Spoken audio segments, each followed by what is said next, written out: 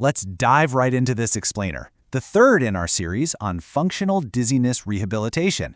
We've talked about the underlying mechanisms and we've walked through the bedside assessment.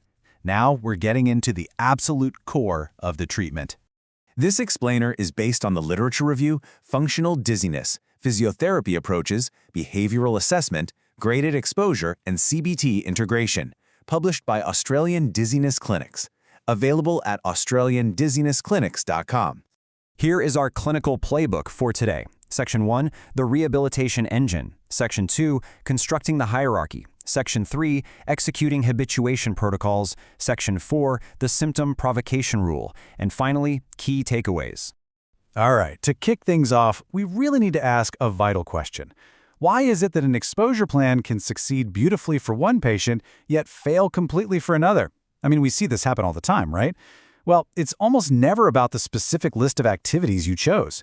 Instead, success literally comes down to the dose against their avoidance hierarchy, and most importantly, whether you, the clinician, hold the line on the symptom-provocation rule. We're going to break down exactly what that means.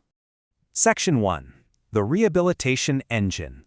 Notice the precise definition of distraction in this context. You see, in functional dizziness, the brain's predictive model is heavily biased toward threat. It massively overweights internal somatic signals. So distraction is about actively redirecting that attention away from threat detection. This is what allows the predictive model to recalibrate using accurate sensory feedback. Remember, engaging the motor system in challenging activities while using distraction, like sport, music, or dual tasking, actually works far better than those slow, careful balance exercises that just keep the patient hyper-focused on their own body.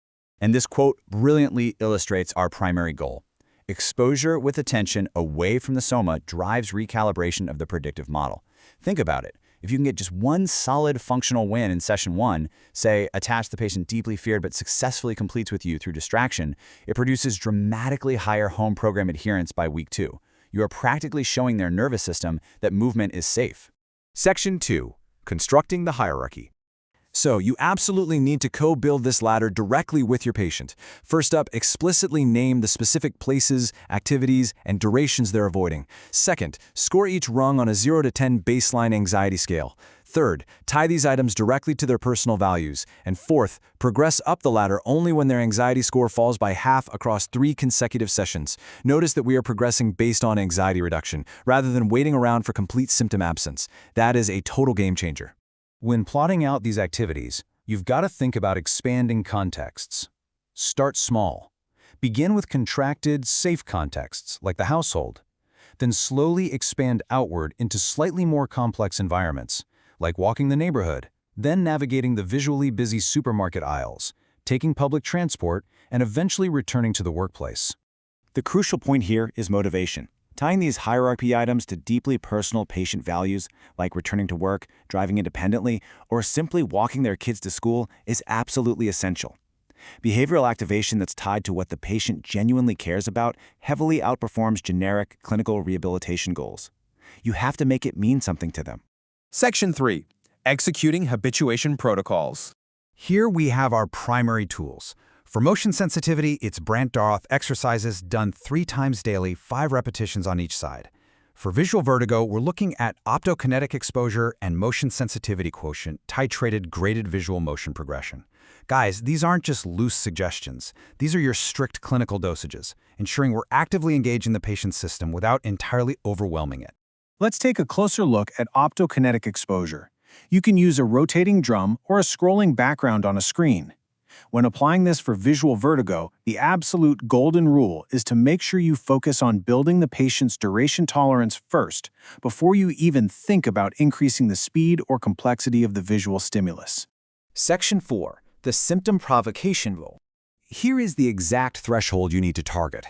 The correct dose is an activity level that produces mild to moderate symptoms that settle within minutes after stopping. If their symptoms are severe and persisting past 30 minutes, well, that's the incorrect dose. It means you need to back off down the hierarchy, but crucially, do not stop the therapy entirely. You just adjust the dose. On the flip side, what if the patient does an activity and feels absolutely nothing? Well, no symptoms means no signal. If they feel perfectly fine, we aren't generating the predictive error signals required for brain recalibration. Basically, if it's too easy, it's time to push to the next item up the hierarchy ladder. And this is a critical warning for the clinic, especially when you're managing these habituation protocols. You must avoid vestibular suppressant medications beyond 72 hours. Long-term suppressant medication works actively against our exposure goals because it chemically blunts the exact neuroplasticity we're trying to provoke. Simply put, you cannot recalibrate a suppressed nervous system. Section 5. Key takeaways and next steps. Here is your quick checklist to take back to the clinic. Always co-build the hierarchy with the patient. Progress them up the ladder based on falling anxiety scores across sessions, not the total absence of symptoms. Strictly enforce the symptom-provocation rule to find that perfect sweet spot of mild to moderate settling. And remember, value-based goals drive success far better than generic ones. If you stick to these rules, you will effectively titrate symptom provocation and convert your patient's avoidance into active, meaningful life engagement. So the question is, are you ready to stop letting your patients avoid their triggers and start actively resetting their predictive models? In video 4, we close the series with the outcome battery, MCIDs, plateau management, and long-term maintenance strategy. For additional resources, including the full literature review, the clinical cheat sheet, audio overviews, and the rest of this video series, visit AustralianDizzinessClinics.com. Please subscribe to the channel and leave a rating to support the series.